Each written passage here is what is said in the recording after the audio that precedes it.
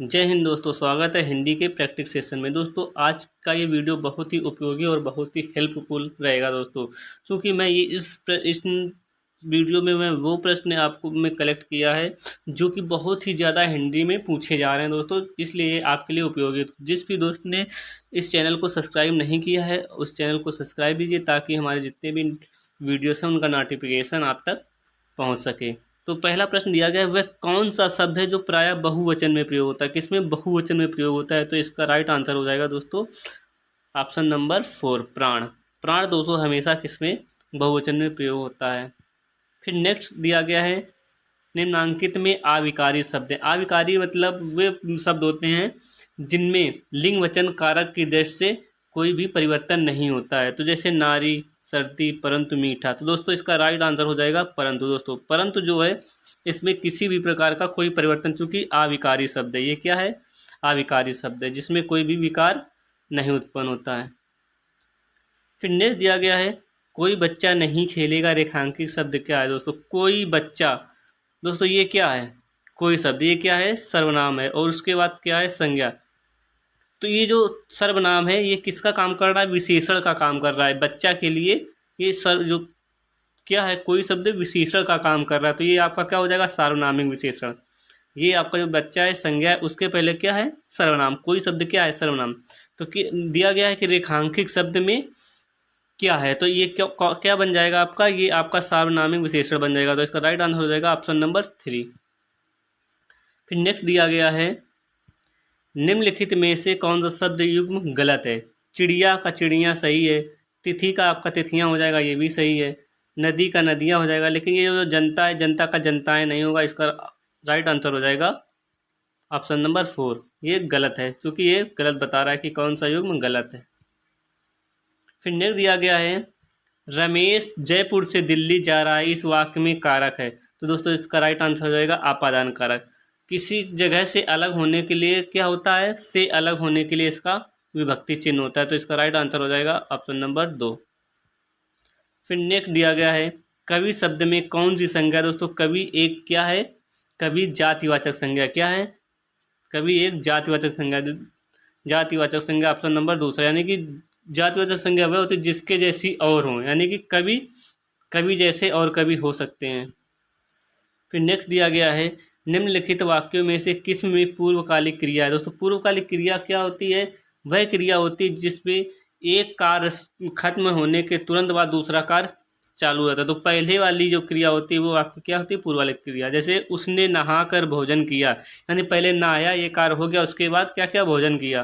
तो दोस्तों इसका यही राइट आंसर हो जाएगा, उसने पहले नहाया फिर भोजन किया। तो ये क्या हो जाएगा? पूर्वकालिक क्रिया। वह धीरे धीरे खा रहा है, तो ये क्या हो जाएगा आपका? धीरे धीरे क्या है? ये क्रिया की विशेषता था, तो ये क्रिया विशेषण हो जाएगा। तो ये भी नहीं होगा, तो इसका राइट आंसर ए ही होगा।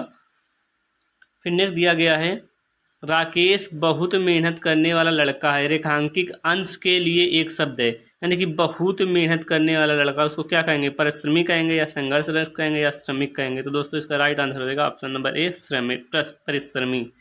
क्या हो जाएगा? बहुत मेहनत करने वाला क्या हो जाएगा? परिश्रमी।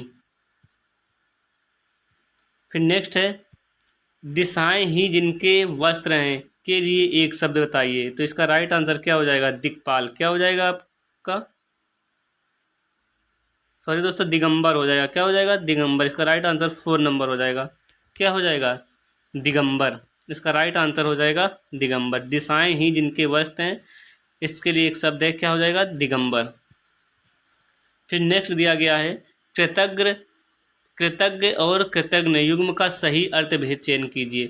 कृतज्ञ यानी कृतज्ञ मतलब होता है उपकार मानने वाला, और कृतज्ञ माने होता है उपकार ना मानने वाला। तो इसका राइट आंसर हो जाएगा option number A. Option number A, एक।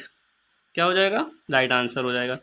फिर है नेक्स्ट, कौटिल्य का विलोम शब्द बताइए। तो दोस्तों कौटिल्य का विलोम शब्द बताइए क्या है? तो इसका राइट आंसर हो जाएगा आर्जव। क्या हो जाएगा? ऑप्शन नंबर 4 का राइट आंसर हो जाएगा।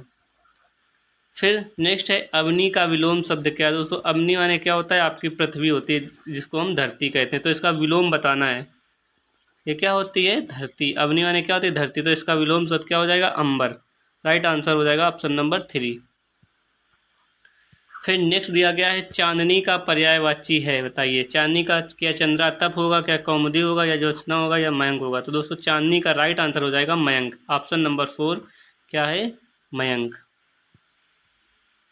फिर नेक्स्ट दिया गया है भोजपुरी, मगही और मैथिली बोलियां किससे संबंधित हैं। तो दोस्तों इसका राइट आंसर हो जाएगा बिहारी हिंदी। भोजपुरी, मगही और मैथिली बोलियां जो हैं किससे संबंधित है, बिहारी हिंदी से। तो इसका राइट आंसर हो जाएगा ऑप्शन नंबर 3।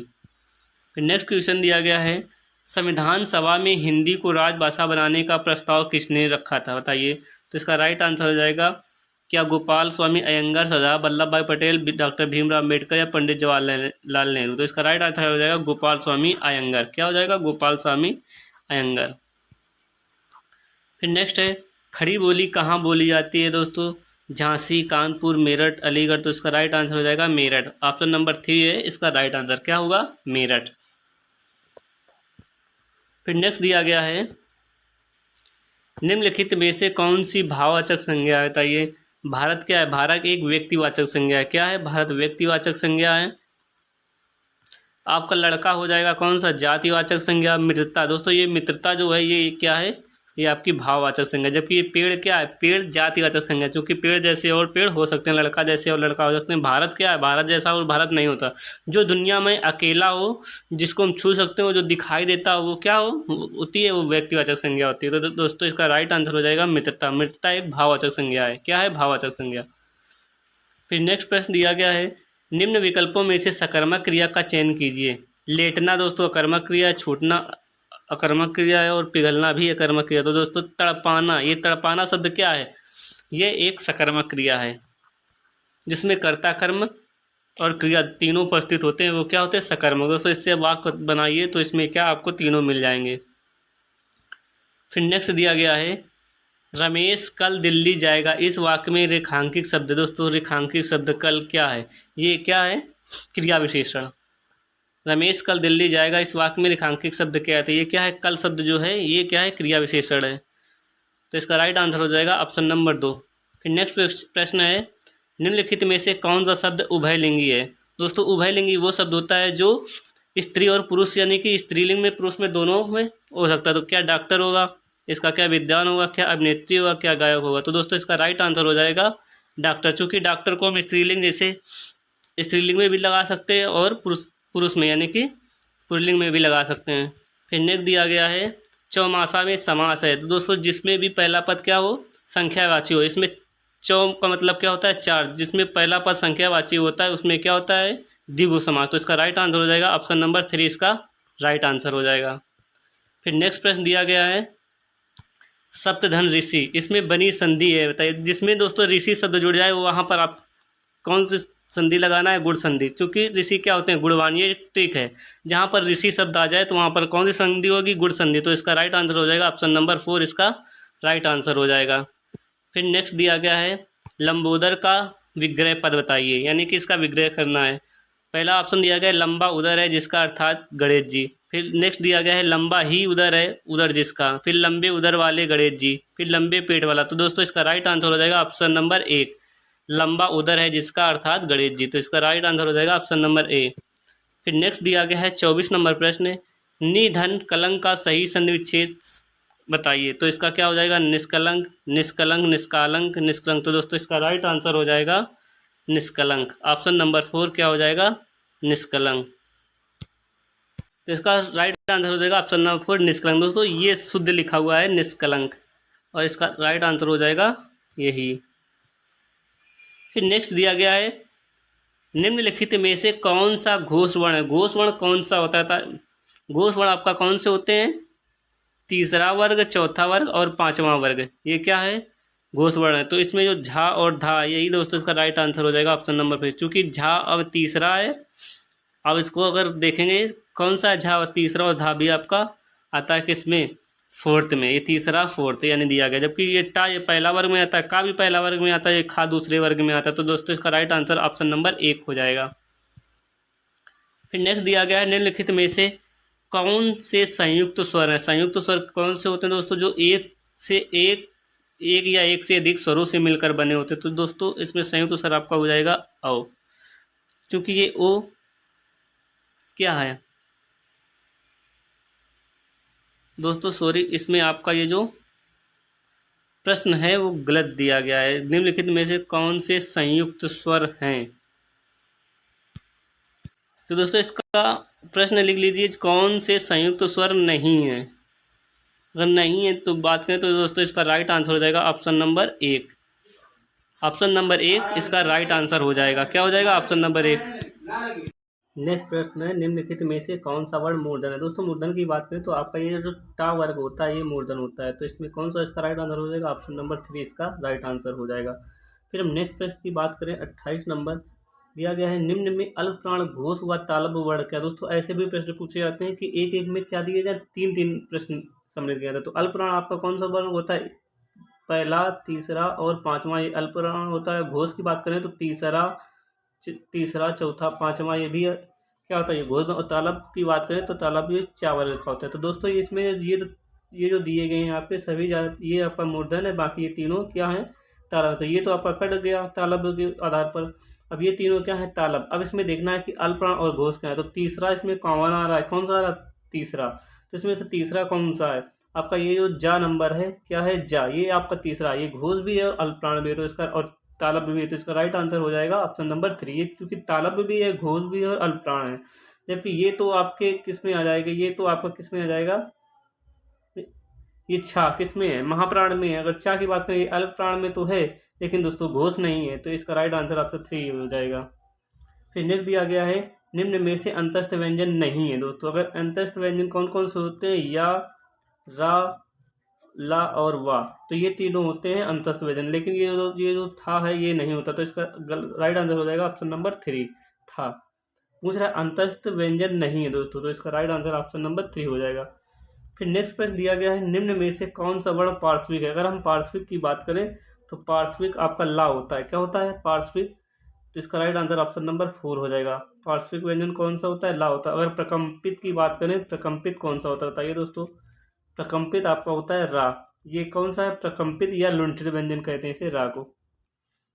फिर नेक्स्ट दिया गया है दोस्तों, निम्न में से कौन सा वर्ण सजाती नहीं है? अगर सजाती क्या कह रहा है? नहीं है, सजाती नहीं है, तो इसमें कौन सा राइट आंसर? ऑप्शन नंबर दूसरा इसका राइट आंसर। ये जो औ है ये सजाती नहीं, क्योंकि ये जो अगर हम ई की बात करें तो आपका ई प्लस ई छोटी, यानी समान स्वरों से मिलने वाले जो स्वर मिल के बने होते हैं वो सजाती होते हैं, तो ये इसका क्या हो जाएगा?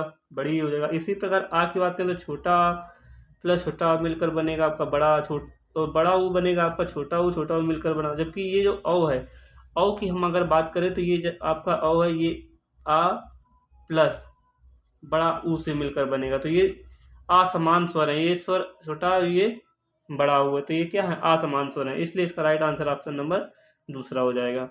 फिर नेक्स्ट प्रश्न की बात करें, सरकार ने अंशतः प्रतिपूर्ण की है, इस वाक्य में किस प्रकार की क्रिया विशेषण का प्रयोग हुआ है? तो दोस्तों अंशतः का मतलब क्या होता है? थोड़ा। थोड़ा क्या है? थोड़ा क्या आपको बता रहा है? अंशतः का मतलब होता है थोड़ा, और थोड़ा क्या है? ये परिमाण को बता रहा है। क्या? जैसे थोड़ा दूध, थोड़ी मिठाई, तो ये क्या है? परिमाण की बात आ रहा है, तो ये क्या हो जाएगा? परिमाणवाचक क्रिया विशेषण। तो इसका राइट आंसर हो जाएगा ऑप्शन नंबर 3 इसका।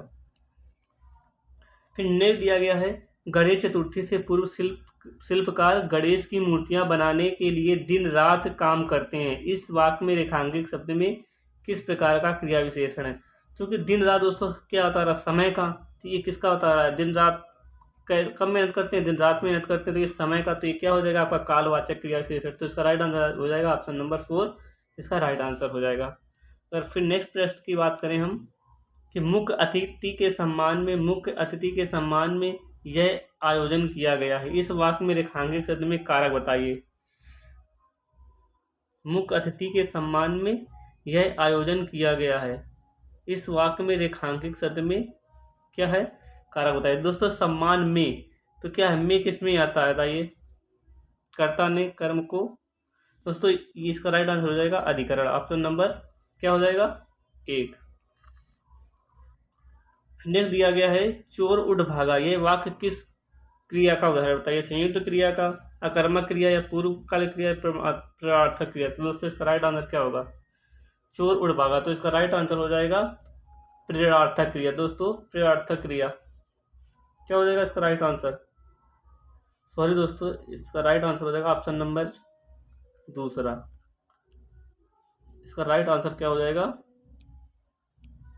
ऑप्शन नंबर दूसरा, चूंकि दिया गया है, क्या दिया गया है, चोर उठ भागा, इस वाक्य में किस क्रिया का उदाहरण? तो ये दोस्तों आपकी अकर्मक क्रिया है। कैसी है? ऑप्शन नंबर दूसरा, ये अकर्मक, चूंकि चोर उठ भागा, इसमें क्या है, अकर्मक क्रिया है। फिर नेक्स्ट है, क्रिया के मूल रूप को क्या कहते हैं दोस्तों? तो क्रिया के मूल रूप को क्या कहते हैं? धातु कहते हैं। क्या कहते हैं? इसका राइट आंसर हो जाएगा ऑप्शन नंबर एक, क्रिया के मूल रूप को धातु कहते हैं। फिर नेक्स्ट हो जाएगा आपका, मौसम आज कुछ सुहावना सा है। सुहावना शब्द किसका प्रचारक शब्द था? ये सोना किसकी विशेषता बता रहा है? ये आपका विशेषण है, क्या है, सुहावना। और क्या था रहा, मौसम आज किसकी विशेषता था? मौसम की। मौसम आज कुछ सुहावना सा है, सुहावना शब्द में किसका प्रचारक शब्द है? तो इसका राइट आंसर हो जाएगा, ये आपका विशेषण का है। किसका है? ऑप्शन नंबर 3 इसका राइट आंसर हो जाएगा। फिर नेक्स्ट क्या है, प्रविशेषण क्या होते हैं? क्या दिया गया है नेक्स्ट प्रश्न, प्रविशेषण क्या होते हैं? जो शब्द किसकी क्रिया की विशेषता बता रहे, विशेष की पूर्व आते हैं। ऑप्शन दिए गए, विशेष के पूर्व आते हैं, संज्ञा की विशेषता आते हैं, विशेषण की विशेषता आते हैं, विशेष की विशेषता आते हैं। तो इसका राइट आंसर हो जाएगा, जो विशेषण की भी विशेषता आते हैं वो आपके क्या होते हैं, प्रविशेषण। दोस्तों जो विशेषण की भी विशेषता आते हैं तो वो क्या होते हैं, प्रविशेषण होते हैं। तो इसका राइट आंसर हो जाएगा ऑप्शन नंबर 3। फिर नेक्स्ट दिया गया है, मैंने मेरे को सुधार लिया है, वाक्य में किस प्रकार की अशुद्धि है? कारक की, लिंग की, वचन की या सर्वनाम की? तो इसका राइट आंसर हो जाएगा सर्वनाम की। मैंने मेरे को, तो ये क्या है, मेरे को, ये किसकी अशुद्धि है? सर्वनाम की। फिर नेक्स्ट दिया गया है, और आज का लास्ट क्वेश्चन है, और आपको लास्ट में कमेंट में बॉक्स में लिखना है कि आपके 40 में से कितने प्रश्न सही हुए। अगर दोस्तों आपके 35+